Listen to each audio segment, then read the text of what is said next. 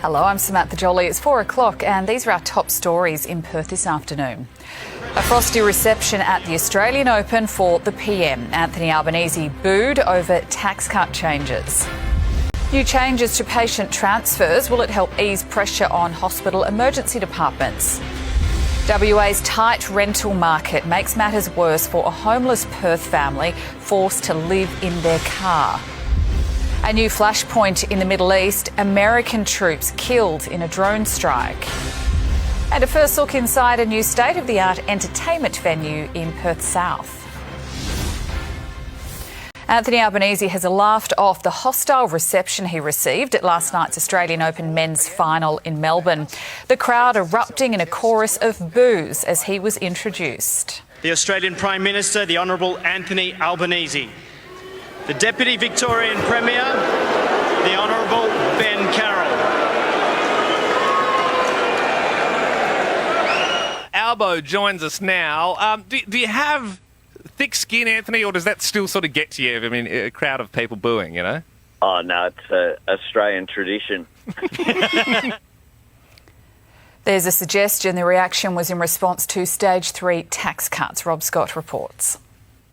It's hard to know exactly what motivated the crowd last night, but the suggestion is because the tickets to the men's final are not cheap, all those boos could be a reflection of how the rewrite of the policy is being received by higher income earners. But the Treasurer brushed it off, saying we shouldn't read too much into it.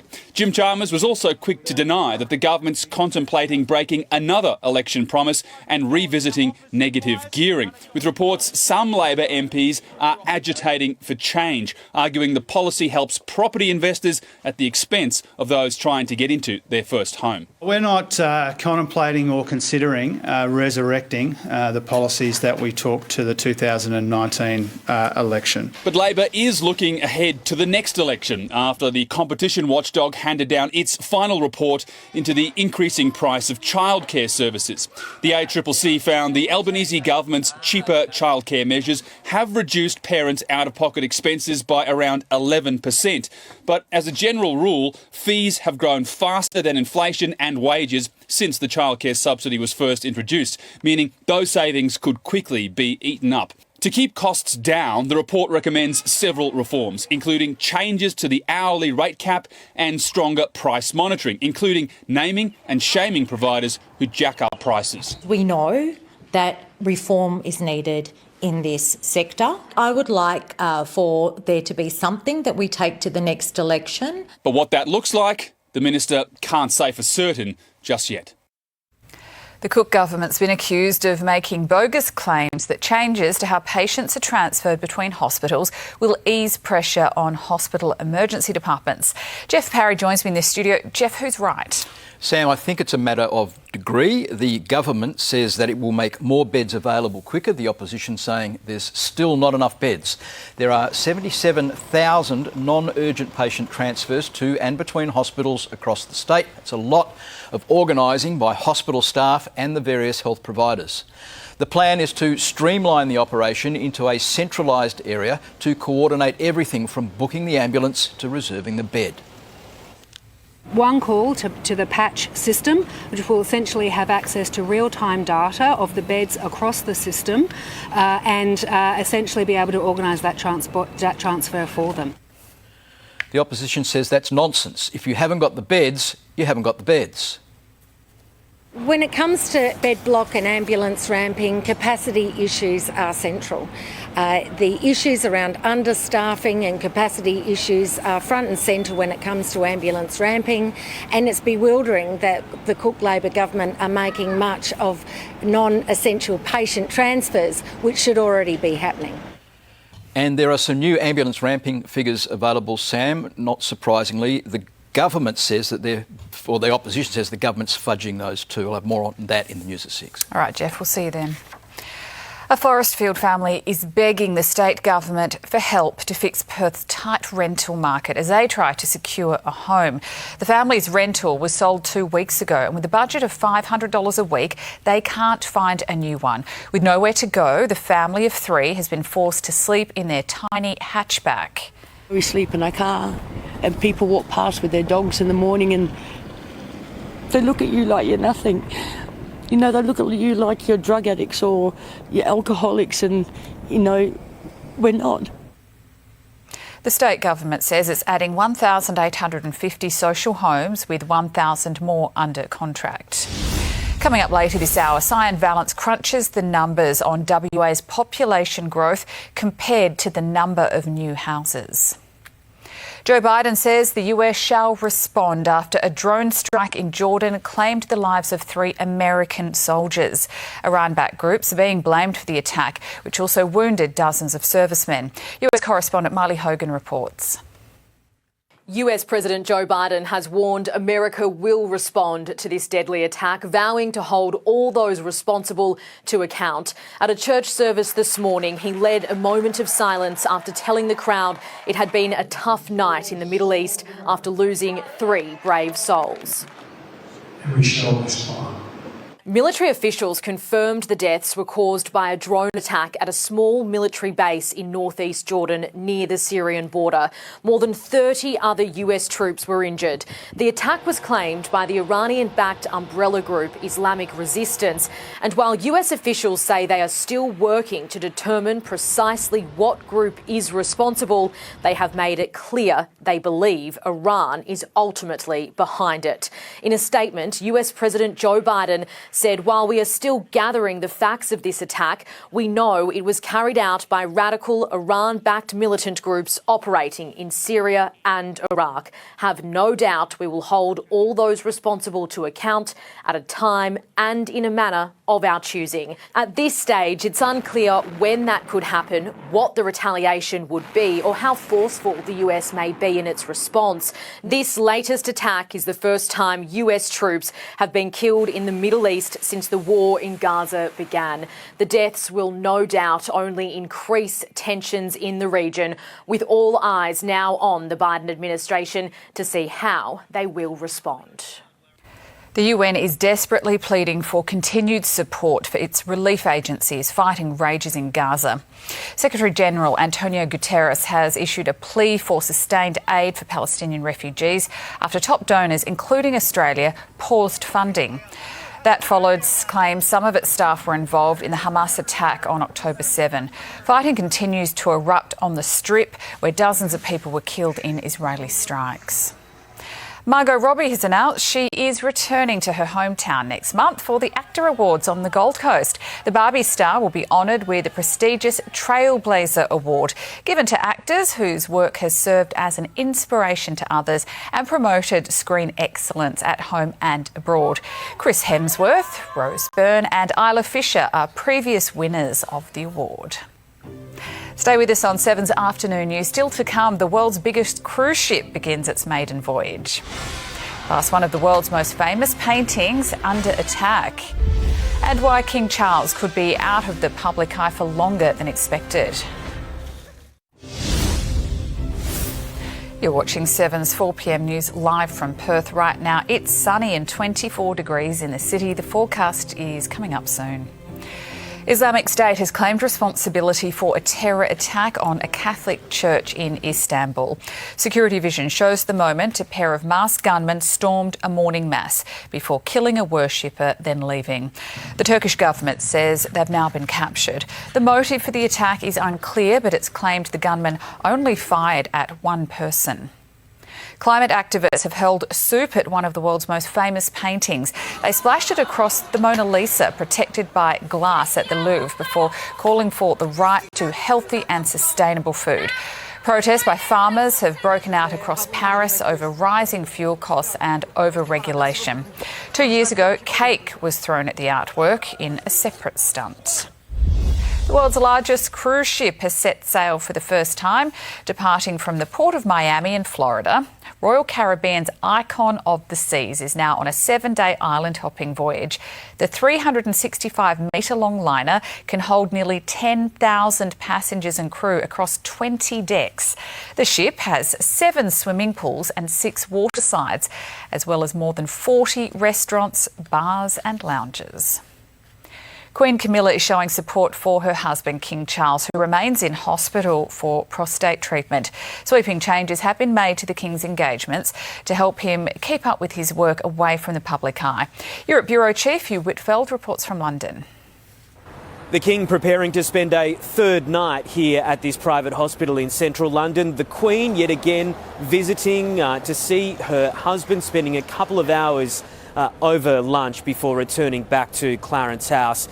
Many of the King's engagements over the next week have been postponed or cancelled, but the expectation now is that he may be spending much longer out of the public eye, up to a month, working privately away from public engagement. So he would continue to do the revision of government papers, opening red boxes that arrive every day, but no public engagements. He's 75 years old, of course, and doctors no doubt advising him on his recovery. The Princess of Wales remaining at the same hospital here as well. Kate spending a 13th night here. The palace has advised that she should be ready to go home after 2 weeks here. So that would be this coming week, returning back to Adelaide Cottage to continue her recovery from planned abdominal surgery. She's out of action until at least Easter. Ahead this news hour, inside the most ambitious deep-field Antarctic expedition coordinated by Australians in 2 decades. We'll meet the scientists embarking on the epic journey.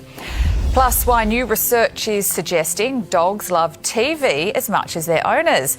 But what are our furry friends' favourite shows? Find out a little later.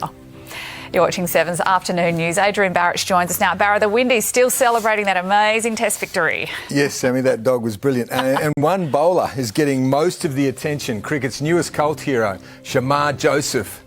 The West Indian seamer makes a huge call on his playing future. Plus, next stop, Super Bowl, for the love story that's captivating the sporting world. Know the headlines as they break. Know the stories as they happen. With 7news.com.au, know the news now. Well, he'll now be on the radar of the rich T20 franchises, but West Indian hero Shamar Joseph says he'll always make himself available for Test cricket. Joseph defied a painful toe injury to lead the Windies to one of the game's greatest boilovers at the Gabba, ripping through Australia on day 4 of the second Test. Chasing 216 to complete a 2-0 series sweep, Steve Smith stood tall with 91, but it wasn't enough. Joseph removed Josh Hazlewood to complete a famous 8-run win for the mighty West Indies. Gone! Got him!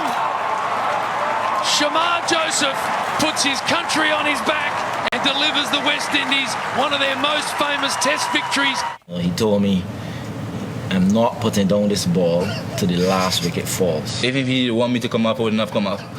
So I just want to make him proud. Yeah, the 24-year-old finished with 7 for 68 in the second innings. Ben Stokes is calling it his greatest triumph as England captain, an improbable 28-run win over India in their series opener. Trailing by 190 runs after the first innings, Ollie Pope's 196 gave the tourists 230 runs to defend.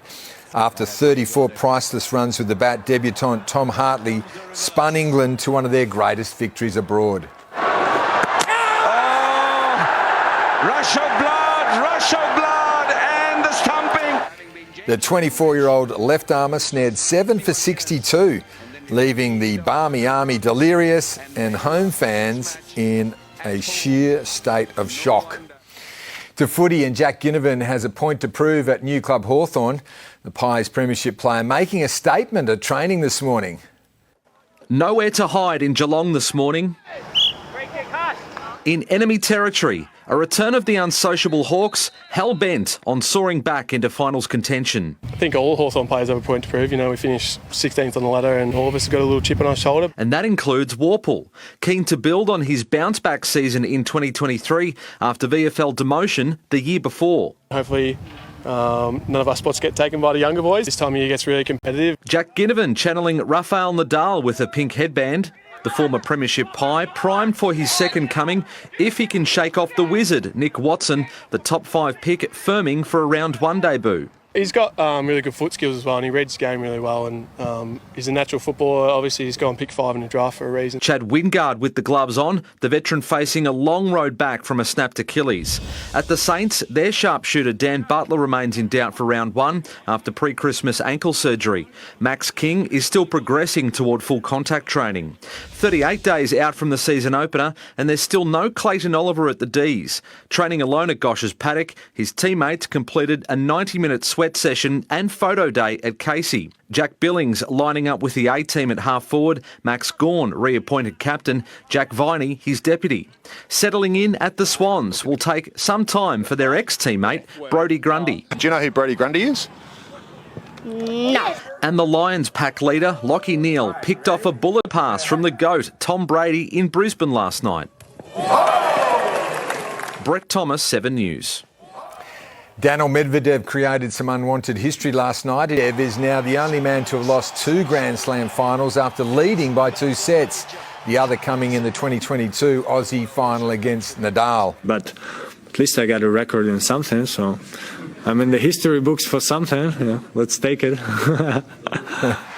The Russian also broke the record for the longest time on court at a slam with 24 hours and 17 minutes, as well as the most sets played with 31.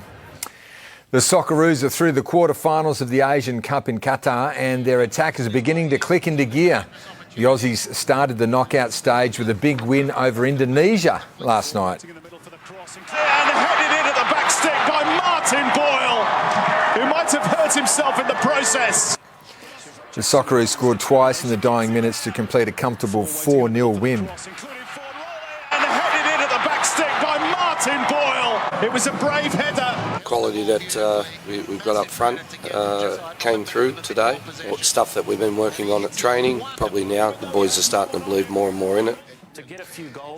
But there's a much stiffer test looming in the quarters, either South Korea or Saudi Arabia. Anfield was full of love for Jurgen Klopp's first game since announcing he'll leave Liverpool at the end of the season. His players, though, made sure that they put on a show for him. St Jota scores and makes it 3-1, a landmark goal for Liverpool, their 750th in the FA Cup. Liverpool thumped Norwich 5-2 to reach the 5th round of the FA Cup. Manchester United survived a fight back from 4th-tier side Newport County to win 4-2. The Diamonds have started 2024 with another piece of silverware. In a rematch of last year's World Cup final, Australia crushed England 69-49 in the final of the Netball Nations Cup in Leeds, and they finished the tournament undefeated. They're a real squad mentality. We've got players back home that when they come in, they train exceptionally hard. So everything builds and pushes the team that actually steps out on the court. They now hold all of netball's major trophies, but skipper Liz Watson says there's still plenty of room for improvement, can you believe? Aussie punter Mitch Wisnowski will play in his 2nd straight Super Bowl in a fortnight, but his San Francisco 49ers will no doubt play second fiddle to the NFL's greatest love story. Taylor Swift's partner Travis Kelce starred for the Kansas City Chiefs, who reached the big dance for the 4th time in 5 seasons, 17-10 over the Baltimore Ravens in the AFC Championship. You gotta fight for your right to party!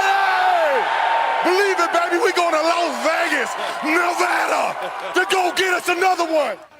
Should have left the singing to Taylor, I think. The 49ers stormed back from 24-7 down to end the fairy tale run of the Detroit Lions, 34-31 in the NFC Championship as well. Taylor Swift really making an impact. As if the Super Bowl could get any bigger. Now Taylor's going. The biggest female entertainer in the world. It's going to be a spectacle. Going to be great. Thanks, Barra. WA Police has rolled out its Regional Shield operation to the Goldfields. Here's Pip Waller from 7 News Regional WA. Amid increasing concerns around antisocial behaviour in Kalgoorlie, Boulder Police have sent extra resources to the city. Regional Shield has been operating in the Pilbara and Kimberley since 2022 and has resulted in dozens of arrests and charges being laid. And there are concerns a federal government scheme to make insurance more equitable in disaster-prone areas is suffering from a major flaw. Canberra's reinsurance pool is like insurance for insurers. It aims to bring down premiums in the north of our state, which are 4 times the national average. The scheme covers 48 hours after a cyclone, but in many cases, the worst damage occurs after that. We return to the day's top stories after the break, including a terrifying abduction scare in Bicton, the latest on the police investigation. Plus a fire emergency in Fremantle, 3 properties damaged as fire crews determined the cause. 7 News knows Perth. Headlines flash by all day. But to know the news, watch 7 News at 6 o'clock. And here's why. It was members of the gang crime squad that arrested him. Our reporters are newsbreakers. Are you a victim of their negligence? With more exclusive reports that dig deeper and demand answers. We commit to travel to wherever the stories happen, even the front line. Chris Reason from Channel 7 Australia. As international news unfolds in Europe, we're live to you at 6 p.m. breaking down the global issues that matter back home in Perth. 7 News understands. Our reporters travel from suburb to suburb. Here in Joondalup and across our state to bring you the news. I can confirm. This is the team we trust. And thank you for trusting 7 News.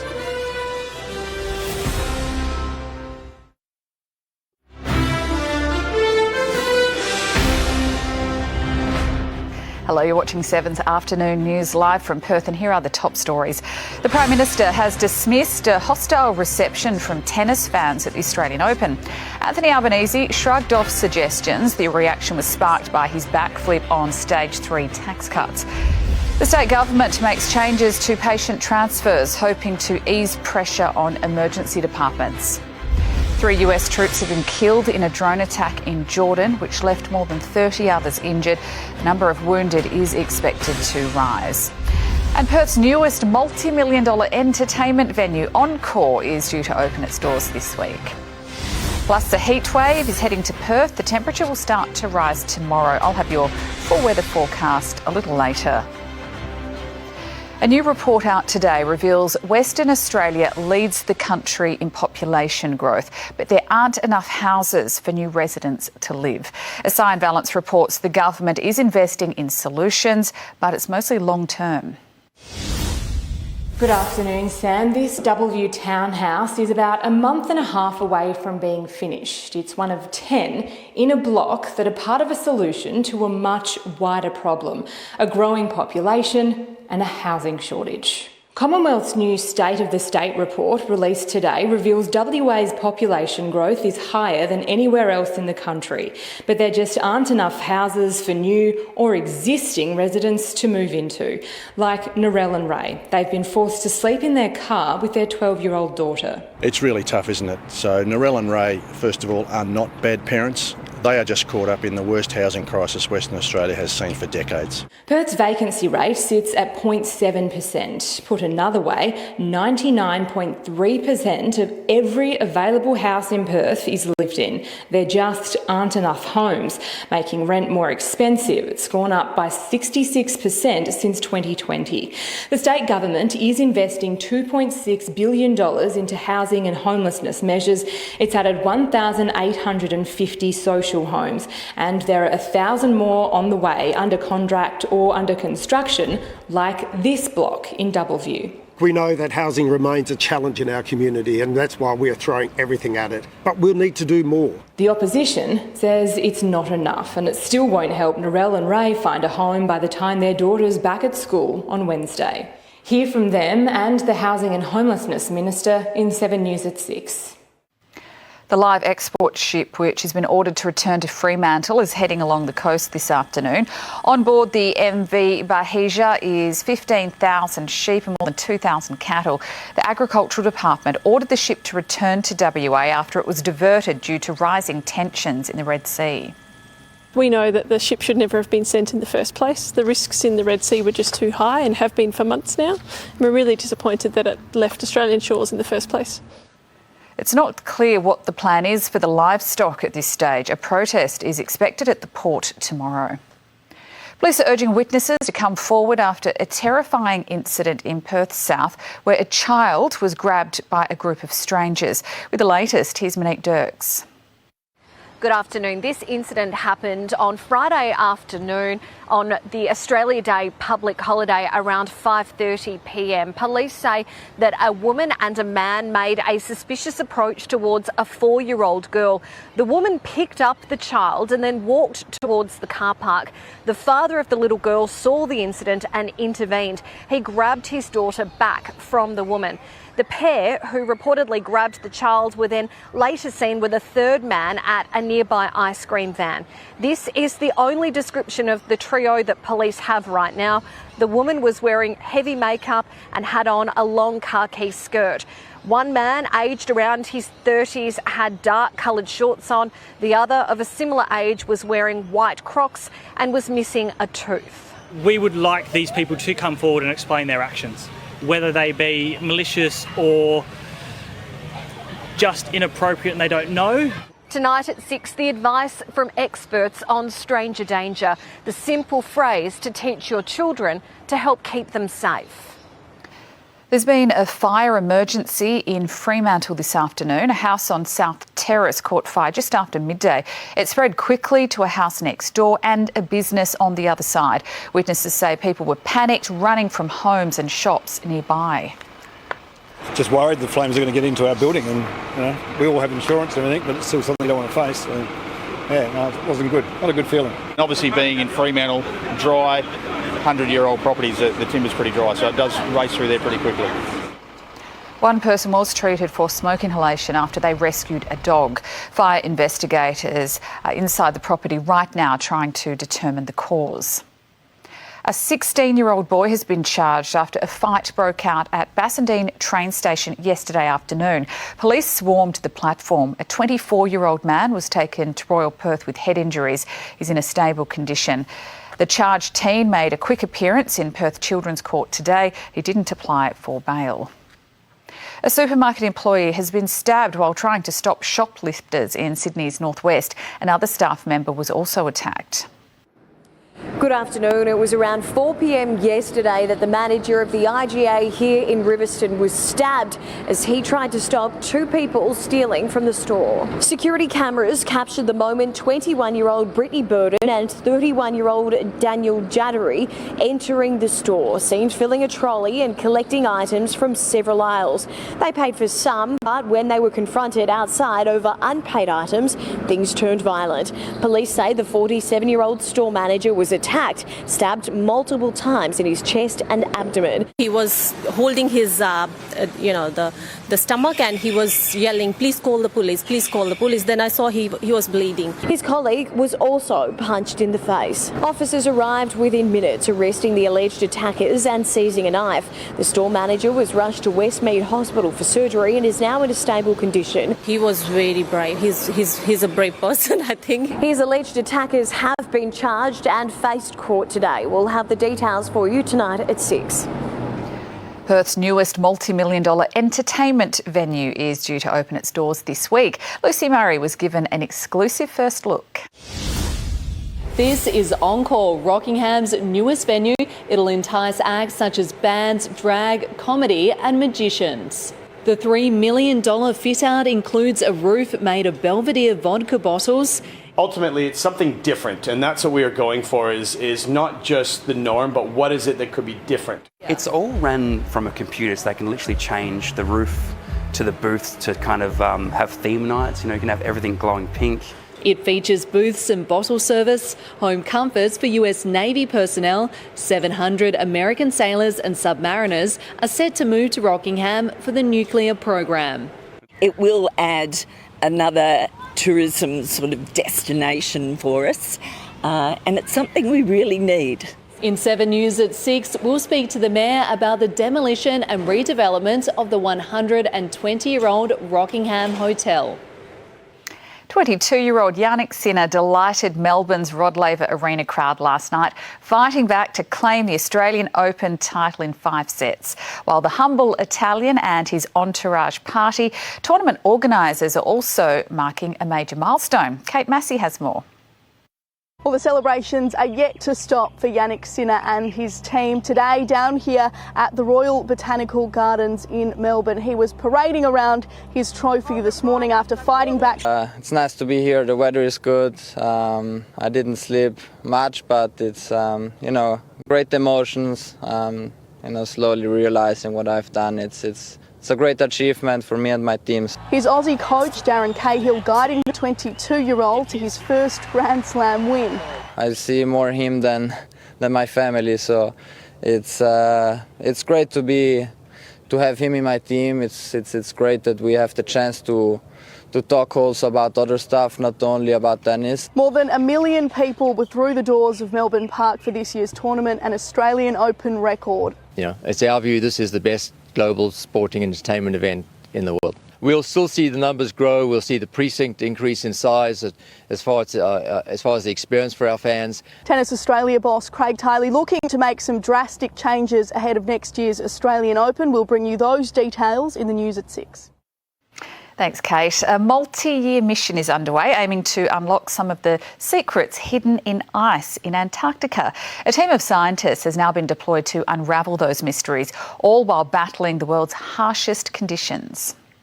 Well, this very remote part of Antarctica gives new meaning to the middle of nowhere. There are currently 27 scientists from a range of institutions and disciplines living in a cluster of tents at a base camp called Edgeworth David, which is 450 kilometres from Australia's closest Antarctic research station.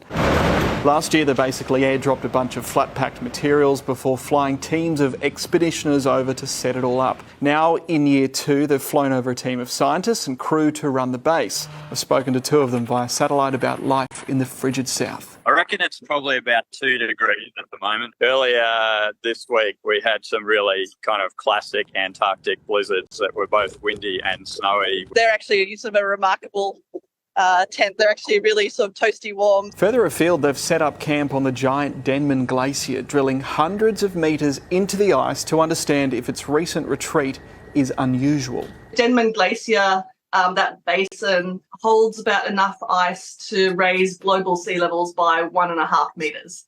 So it's losing ice, and how quickly it loses ice is going to contribute to how quickly global sea levels rise, and what we're going to need to do in terms of adapting to those changes. Those scientists fly back to Australia at the end of next month, but it could take years to process some of their findings. Still to come, new research shows dogs love TV, but what are their favourite shows? Find out next.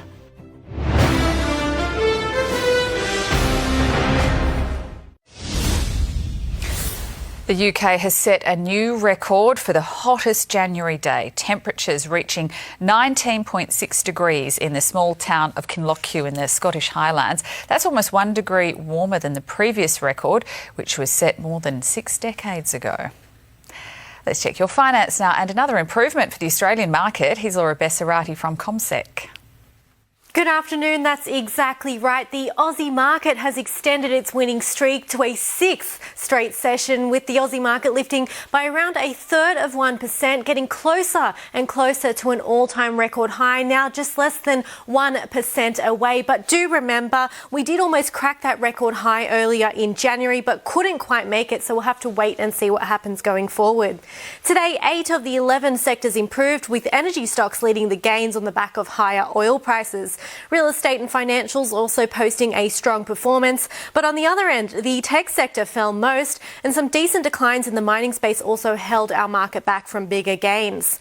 We also had supermarket giant ending basically flat, that's Woolies, after releasing a trading update today, flagging roughly $1.5 billion in additional costs to the business due to challenges facing its New Zealand business. Finally, the Aussie dollar currently buys 65.9 US cents. Susanna Carr is in the newsroom preparing for the bulletin at 6. Sue, a livestock ship is returning to Fremantle and it's full. Sam, we've been tracking that ship from our news helicopter. It's currently sitting off the Perth coast. Now, it was ordered back to Fremantle because of rising tensions in the Red Sea. It's still not clear what the plan is for the thousands of livestock on board. We'll have an update on the ship's location at 6. Qantas is feeling the heat again, this time over a decision to spend up big on consultants to try to restore its reputation. There's good news for dessert lovers. Iconic Australian dessert brand Sara Lee has been saved from voluntary administration. We'll have the latest from London as Queen Camilla visits her husband in hospital, plus how long the King will be out of action. And West Australians are paying a heavy price for their tech addiction. At 6, the new research into late-night mobile phone habits causing big problems. Those stories and more at 6 tonight. Sam. Thanks, Sue. I'll see you in Rick soon. New research suggests dogs love watching TV as much as humans. A survey of more than 1,000 pet owners found 4 out of 5 pups tuned in, especially when dogs or other animals were on the screen. Whether it's hearing the call of the wild with a nature documentary, relaxing with a good movie, or the excitement of the races, research from the University of Wisconsin in America has now found 80% of dogs tune in when their favourite show comes on.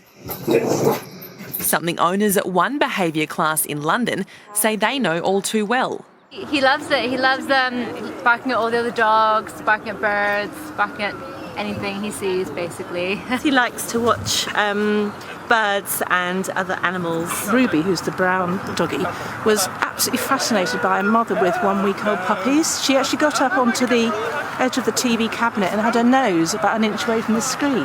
I frequently get calls from clients who need help to stop their dog from barking at the TV, and they're not able to watch any documentaries or any Disney programs or films because their dog is constantly barking at the TV when they do.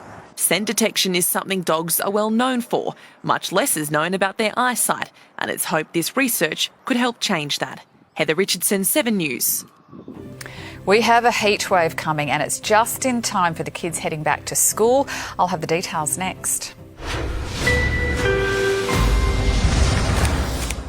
Start your day in WA with Sunrise. Beautiful Cottesloe this morning. WA's only live and local breakfast news. Made right here in Perth. Jeff, good morning to you. This is where we live. Because to bring you the news in WA, you have to be in WA. Sunrise with Matt Tinney on 7. Now, Fuel Watch. Perth's petrol prices brought to you by Fuel Watch and 7 News.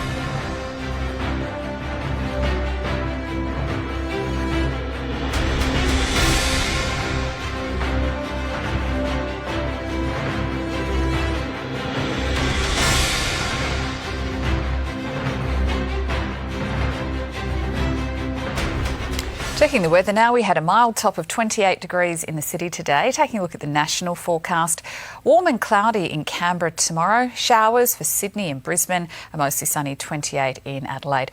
Back to Perth, we are heading for a heat wave this week. The temperature will start to rise tomorrow with a top of 36 degrees, sunny and 39 forecast for the first day of school on Wednesday. It's even hotter on Thursday, Friday, sunny and 38 degrees. There is some relief for our weekend. 30 degrees forecast for Saturday and cloud clearing and 27 on Sunday.